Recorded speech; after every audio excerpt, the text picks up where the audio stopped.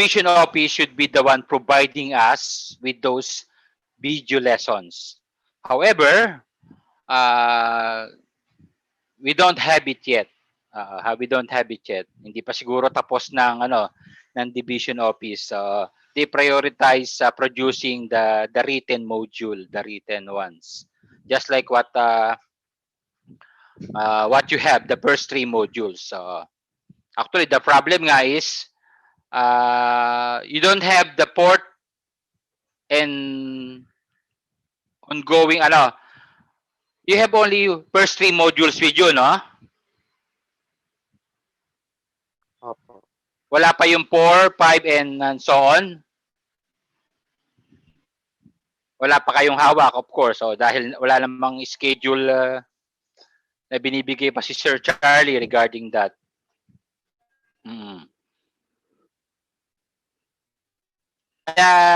Probably in the near future, magkakaroon din tayo ng video lessons.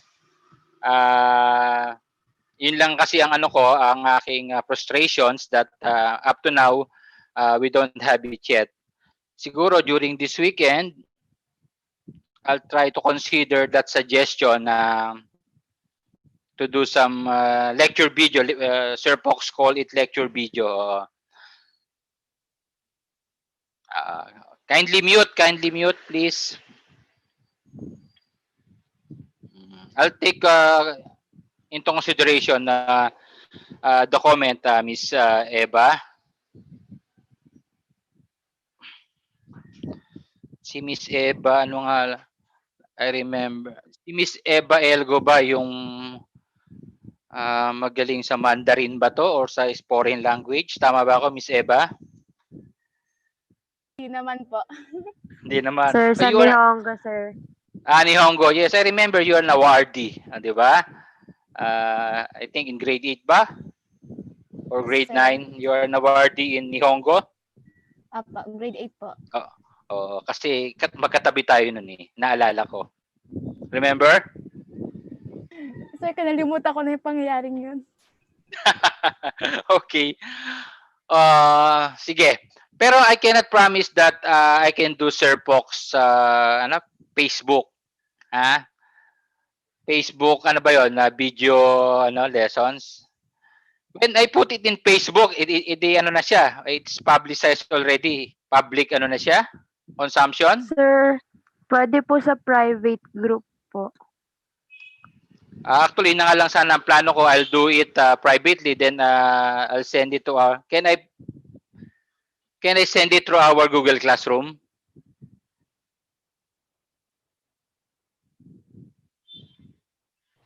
Can I send it through our Google Classroom? Sir, para po hindi hassle siguro, pwede pong gumawa ng private group sa Facebook. And then doon nyo po ipopost. Yung members lang po ng group na yon yung makakakita nung ipopost nyo po. Okay. So that means your group with Sir Fox is private in nature? Yes, sir. I see. So ganun pala. So in that sense, I can ask for anyone of you to assist me in doing that. Pwedeng kayo ang gumawa nun?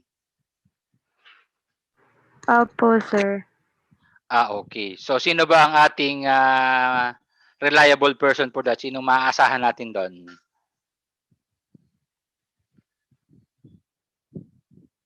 Yung mga magagaling sa dyan.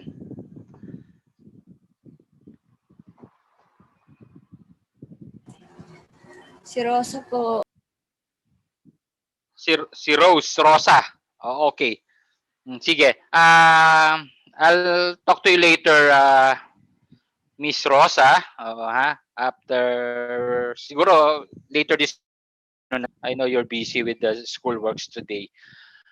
Okay, so that settles things about our yung habang wala pa yung video lessons from the division office, I will try to create lecture videos to assist me in delivering the flip session effectively. Okay. Sige, let's go to another topic. The administering of our graded worksheet. question. Is 1 hour enough for our graded worksheet?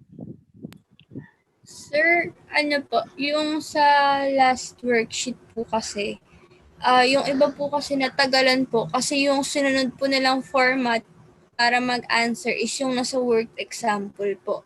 So, hindi po nila alam na ano, pwede po yung parang progression na lang po, yung may You get, arrow-arrows na lang po. yeah, that's like what we're doing, di ba?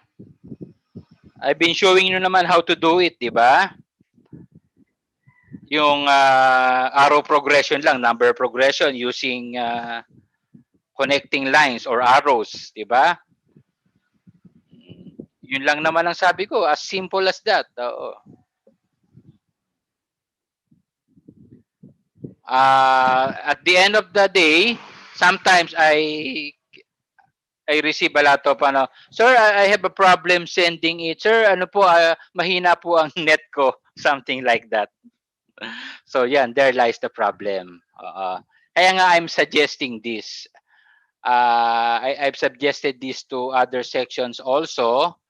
But siyempre, I need everybody's approval. I'm planning to give sana those graded worksheets during weekends.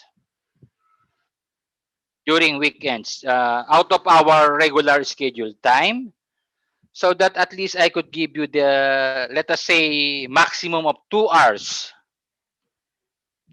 for every graded worksheet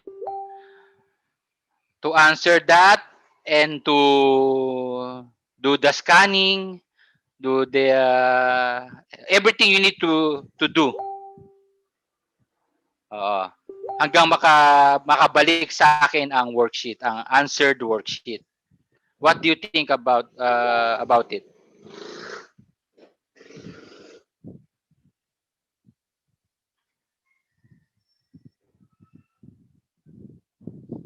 Any comments regards to what I suggested?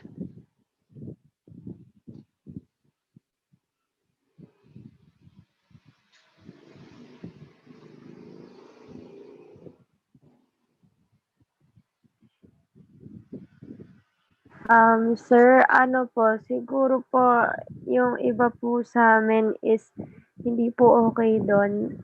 Isa din po ako doon kasi po, sir, pahinga na po namin yung weekend, especially Sunday po, since Saturday is may classes din po kami. Yes, Saturday also. I'm not planning on a Sunday. Saturday Actually, daw, guys. Actually, it's the same. Actually, I can give you assignments during weekends.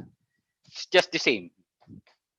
It's just like asking you to answer modules number 2, 3 this weekend. Just the same. Well, anyway, if I'm planning to create a poll, parang I will try to,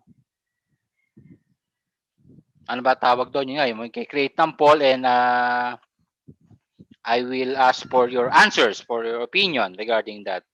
Then from there, we will see what will be the result. If majority agrees with that, just hear me out on this. That's my plan. Instead of we are cramming during our 1 hour session scheduled for the day, kasi not actually, to be honest with you, only a few can answer and submit it back to me within the specified time. Almost all of you submitted it late. Ayaw ko naman na mag-deduct ng points for late submission. It will be unfair for all of you. Kaya nga that's the idea I've been thinking para you won't be pressured answering, including the sending back to me. I will allot 2 hours, probably 1.5 hours, more than 80 minutes to send it back to me. That would be my idea. Actually, I will discuss. I will still discuss it with my head teacher, Sir Lowell. But just the same, I will conduct a poll this weekend and try to have the feel. What will be your what will be the consensus of the section. So, gano'n na lang. Sagutan nyo na lang yung poll na ipapadala ko. Then, from there, saka natin uli pag-uusapan what will be the decision of the majority. Okay? Okay, so much for that. Okay. Sige, let us now proceed to our lesson for today. The lesson for today is quite simple, very easy. It's about Module 2 and Module 3. Ano lang naman siya, kaya nga I will discuss it simultaneously.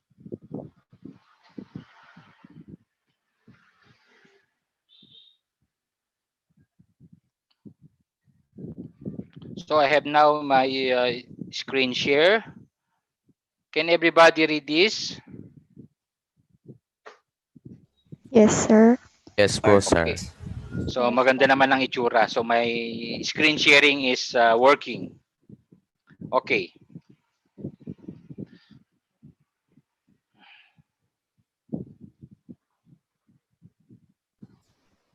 Mahirap pala magsulat using stylus. Okay. So this is our formula. Our topic, the general formula of a sequence, or minsan sinasabi natin siyang nth term. Okay.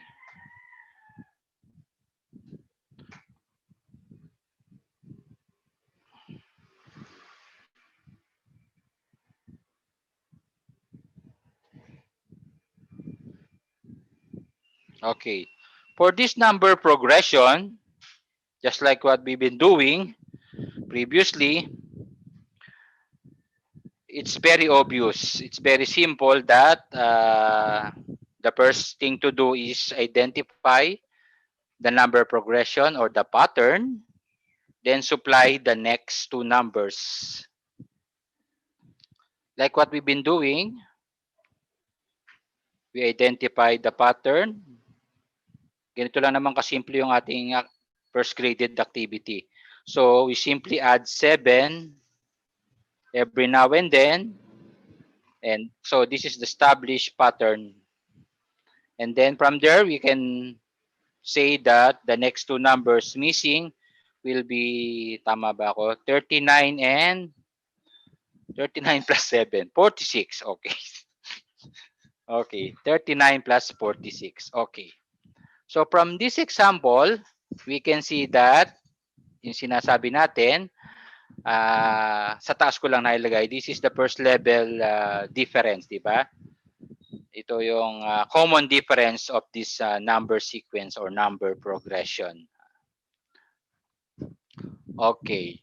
Now, the question now is what if we are asked to ask the next number progression, let us say up to the 30th or the 50th, or worse, you will be asked up to the 100th number sequence.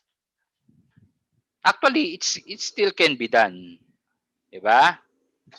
So this is the first number, second, third, fourth, fifth, sixth, and so on and so forth. You will continue counting by increment of 7 until you reach the 30th, the 50th, and the 100.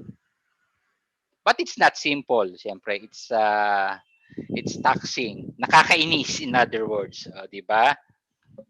Imagine you will skip counting by 7 up to the 30th item, up to the 100th item. Okay. But there is a shortcut way to do it. And that is, yun nga, is finding the general formula or general term. Not formula pala, I should use general term. The general term of this is specific number progression or number sequence. Okay, let me rewrite, Wait. So that is 4, 11, 18, 25, 32. Okay. So let us put the number sequence in a table form. And we say this is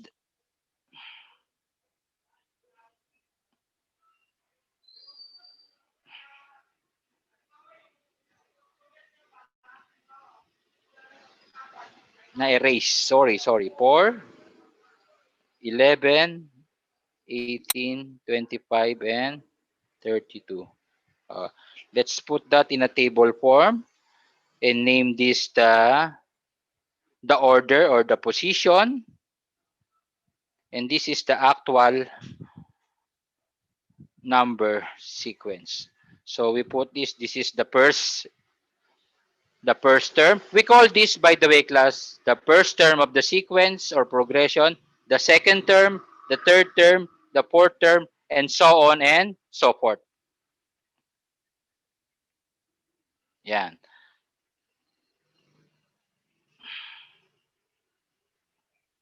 I hope okay ang reception ng aking shared screen sa mga gadgets nyo. Okay ba, ano? Jeline, okay ang reception ng shared screen ko? Malinaw ba? Yes, sir. Okay naman, ha? So maganda pala tong tablet direkta sa as compared to using the whiteboard. So we have here 4, 11, 18, 25, and 32 until you reach the end term. Yan, and the AN. Okay, there you are. So the general term to find the succeeding terms of a sequence is described in this manner. So the AN is written as, okay, yan. Wherein A here will be your what we call the common difference. The common difference is the numbers or the skip counting we are doing, So that is the common difference. So in this case, it is equal to 7. So N is the order or the position,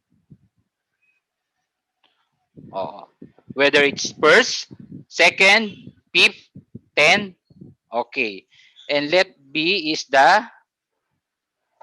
we call it the constant adjuster. Actually, invented words ko lang to. You will see later what we mean by constant adjuster. Okay. Now, using this general term here, let us try to check whether we can have the correct terms. Let us try A1. So we have A1 as 4 in the table. Using the general formula for the general term, let us try to find out. So using this one, the common difference is, sabi natin, is 7. And we are looking for the first term. So that means the position we are looking is the first position. Then, sabi natin, plus the adjuster. So this A1 here is, palitan ko na ng,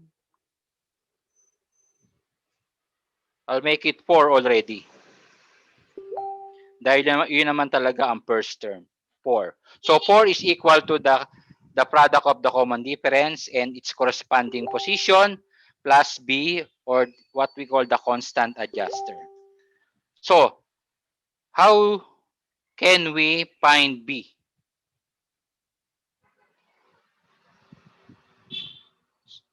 So B here becomes now what?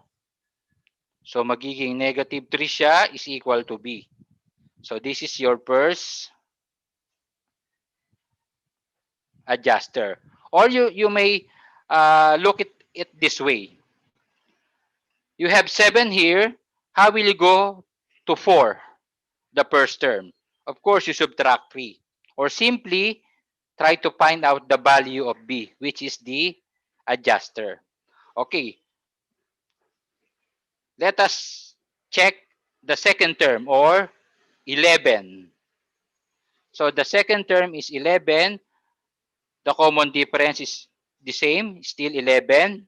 But this time around, the position now is the second term plus B.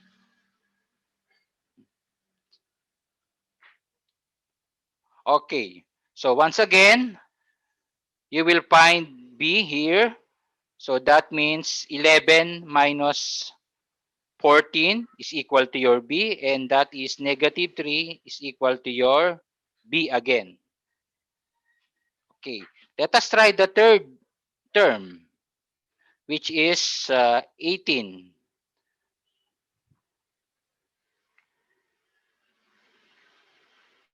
So the third term, which is 18, is equal now to your common difference again in the third position corresponding to this one, plus the adjuster, which is B. So it becomes now 18 minus 21, which is negative 3 also, is equal to your B. Can everybody follow? Simple ano lang naman to, ha? Simple algebraic manipulation. Ha? Transposition lang. Sir. Simple pa lang naman to, di Yes, ba? sir. So let us try the fourth term, which is 25. And that means 25 is equal to your common difference. And since we are describing the fourth term, we have the fourth term there plus the constant adjuster. Yeah. And once again, we have 25 minus 28 is negative 3 is equal to your B. Okay. Siguro enough examples na yan. Okay, from there on, more or less, you can visualize already that the general term of this specific number progression can be described in this manner. So sabi natin, AN will be equal now to your, sabi natin, the A is the common difference. So that means that is 7 times any position you would like to know, or than the nth term, in other words, plus the constant adjuster, which in this case is negative 3, and of course we have here negative 3. And therefore you can describe this specific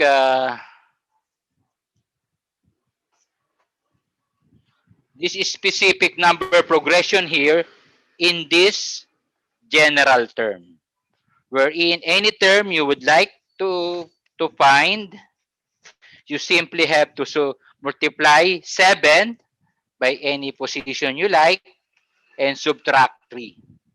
Tingnan nga natin kung tatama siya sa fifth term.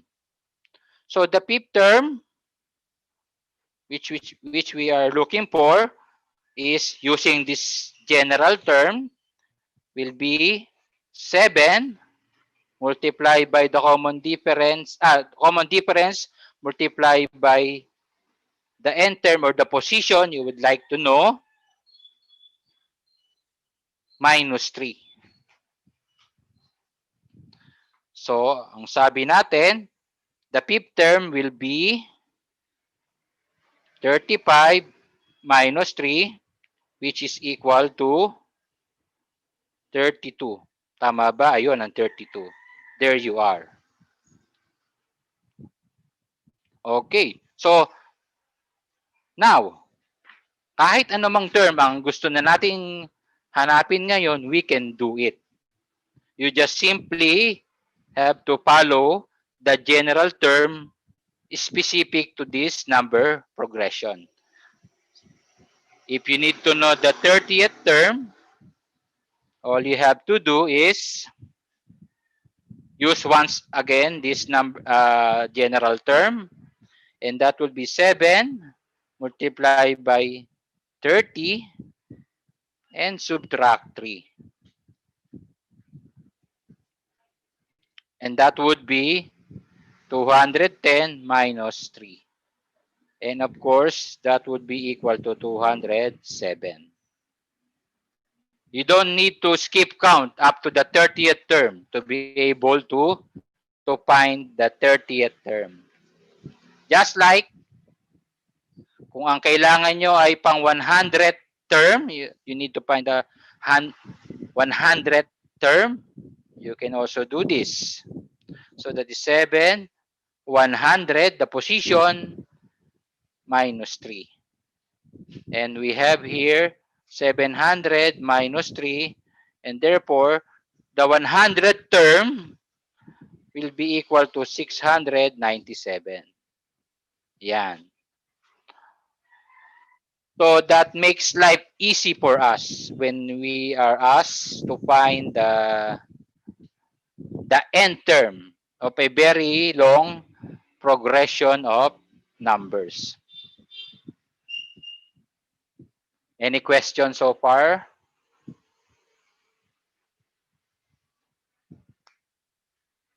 None. Okay. Let us try another one. I will erase. Okay. Let us try this sequence. Let us say we have here naman 144 minus 121. Ay wag, skip counting by 12. Wait. 7.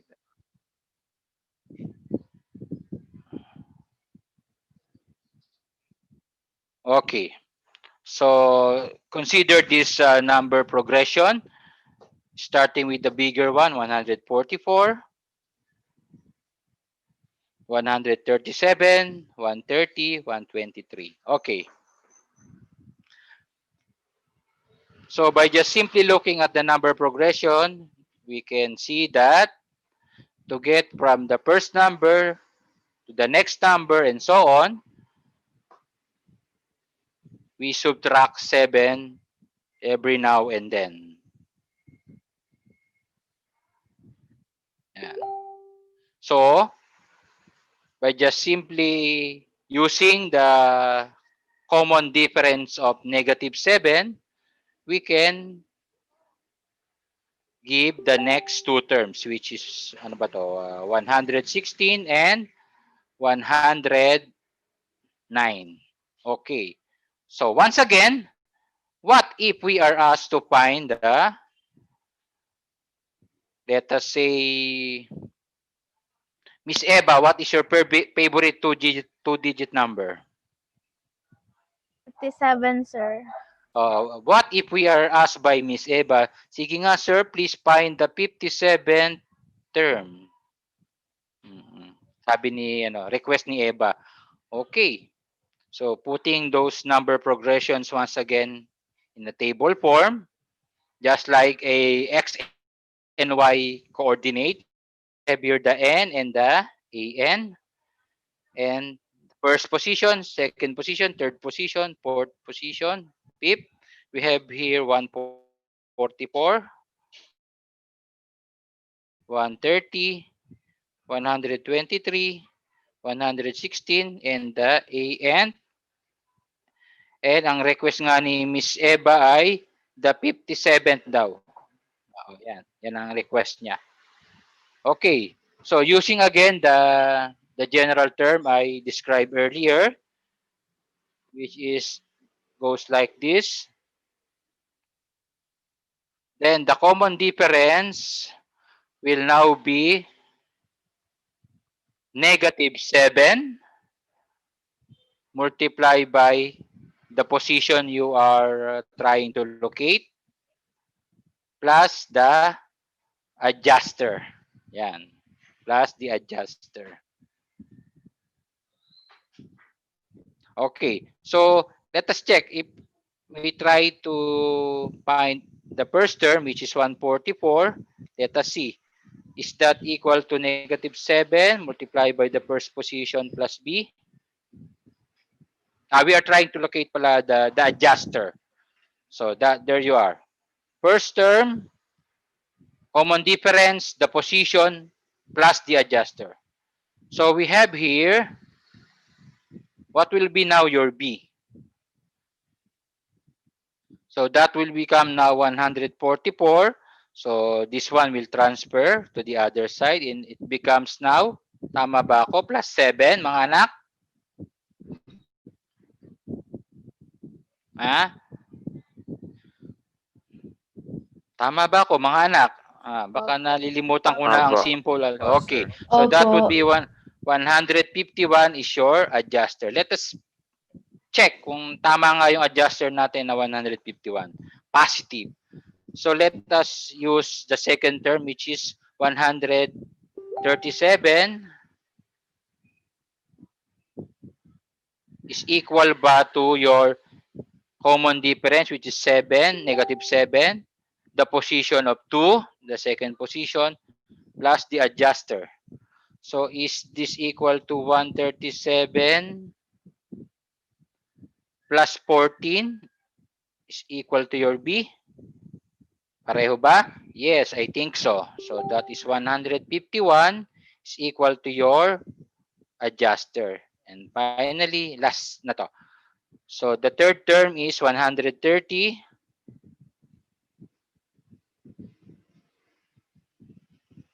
is equal to -7, the common difference.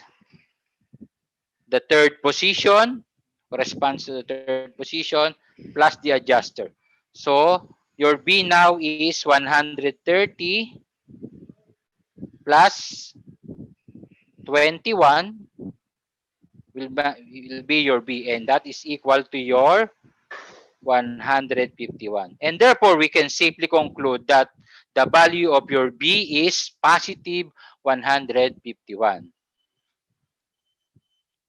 So from there, we can use once again the description of the general formula, general term, which is AN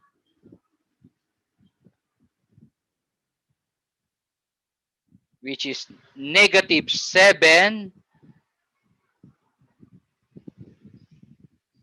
n plus 151. Yan. So this describes now, this general term here now describes your number progression on top, which is AN -7n plus 151. So that to make Miss Eva happy, let us find the 57th term she is requesting, and that would be the 57th term -7 multiplied by the 57th position plus 151, and that will give us, kindly help me out please. Of course, we are expecting a negative value. 248 po. Pareho ba yung sinabi nyo? -248 po. So, -248. 48. So, there you are, Miss Eva. The 57th term you are requesting is -248 daw. Of course, it's a negative because it's a downtrend. So, any question? Everybody clear on how to define the Sir? general term? Yes. Pwede po bang hanapin yung negative po ng n? Kunyari, gusto mo pong hanapin yung kasunod po ng yung nasa likod po ng 104. Nasa likod ng 144 po. 144. Nasa likod, you meaning the number before that. Opo, opo. O, di sige, balik ka lang ng konti. Oo, ha? Balik ka lang ng konti. Kasi what you are trying to ask is the zero term. Oo, kaya nga in-specify natin, this is the first term. Oo. Eh, the zero term ba does exist? Hindi naman siguro, anak. Oo, ha? Di might as well, meron naman talaga in, you have to just go back. Ha? Opo, opo. Salamat po. Kasi if you try to use that, eh di syempre, ang makukuha mo lang, sige, you imagine, if you will replace your n position by 0, what will happen? Di ba? Sige, try to apply it here. Diba? Ano po? Magiging You will end yung up with bilang your the adjuster only. Opo. So, pero it doesn't pwede make po sense. yung negative. What do you mean negative? Pwede pong negative 1 po yung gawing n po. Negative 1 ang gawing n. How could that be, Iho? N refers to the position or the order in which it appears on a sequence or on a Okay po. progression. Does a negative position exist? I don't think so. Hindi po. Di ba? Medyo ano ka lang, na-arouse lang yung curiosity mo. It's okay, it's okay. Okay. So, any questions so far? O sige. Alam ko Sir. naman these lessons are still Sir. yes, yes. Ano po, doon po sa tinanong po ni Austin, magagamit po ba natin sa next lesson ang arithmetic sequence sa pagkuha ng negative terms? Sa negative po, tawag din? Sa A and negative, ganun po. So you are asking again for the negative position? Opo. Hindi, kaya nga I'm asking you, does a negative position exist? Meron ba namang na negative 1 position? Negative fifth position? It doesn't exist. Well, anyway, if you will notice, I'm trying to shy away from using the term arithmetic sequence yet. I am not using that term still. Kasi I don't want you to confuse with the number progression. Kasi iba ang characteristic ng arithmetic sequence. Thank you po, sir. There are several number progressions with different patterns. So just like what we did during our first topic, yung generating patterns, if you will notice, if you will recall, we have created so many patterns like this one. Addition of numbers, subtraction of numbers, multiplication of numbers, division of numbers, or even addition of progressing numbers, decreasing numbers, multiplication of increasing numbers, a lot of patterns. Arithmetic sequence, to more or less give you an idea, because that would be our topic in the next few days to come, is specifically applicable only if kung nababasa nyo na sa mga modules nyo or other books, is specifically applicable only for sequences which has a common difference. If the progression of numbers is by multiplication or division, or by increasing numbers or decreasing numbers, then it is not an arithmetic sequence anymore. Yun ang special characteristic ng arithmetic sequence. Of course, that we will discuss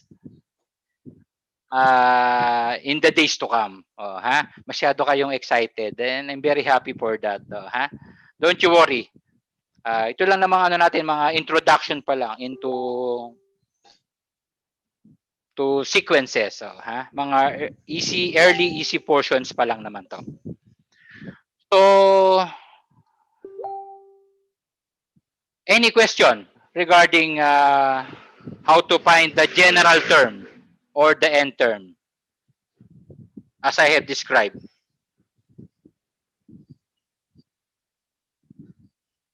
Any question so far? Jelaine, you can transfer back to me now the hosting.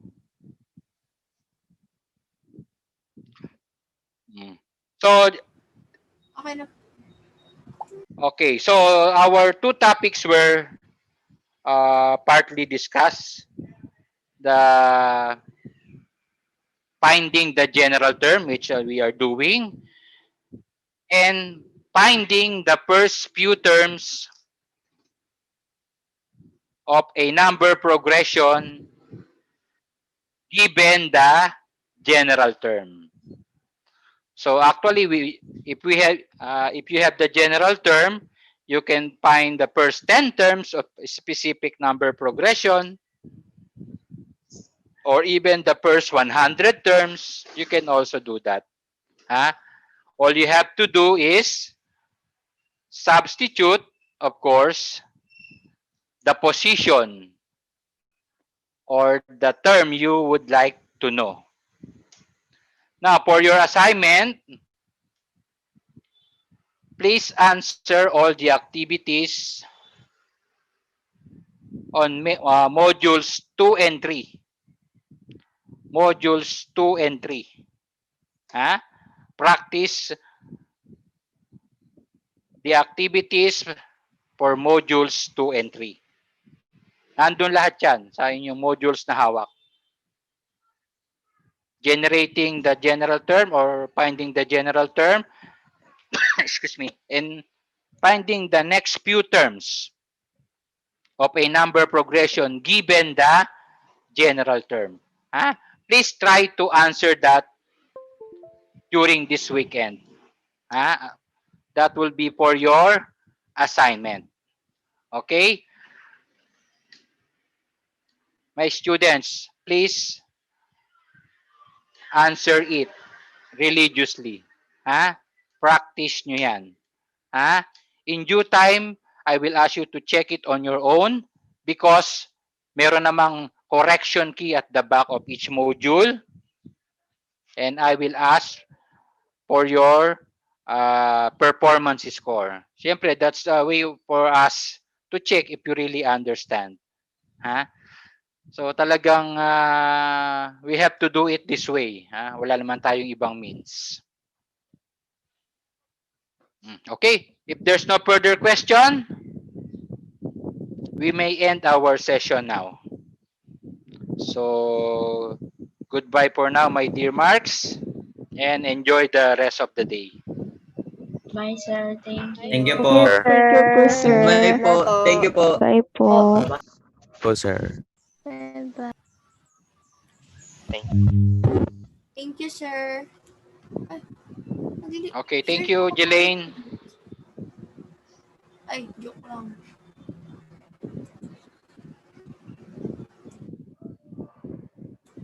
Sir, ako po yung host. But, ay, Ako na. joke lang. Nalito lang po ako. Okay, bye. Thank you po. Bye.